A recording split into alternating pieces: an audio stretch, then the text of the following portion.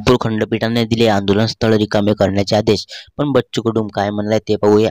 शेतकऱ्यांच्या कर्जमाफीसह विविध मागण्यांना घेऊन प्रहार संघटनेचे अध्यक्ष बच्चू कडू आणि इतर शेतकरी नेत्यांनी सुरू केलेले आंदोलन आता चांगलेच तापले आहे।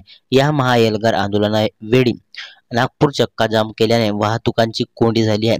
नागपूरमध्ये हजारो शेतकऱ्यांनी कर्जमाफीचे आश्वासन पूर्ण करण्याच्या मागणीसाठी निदर्शन केले जात आहे।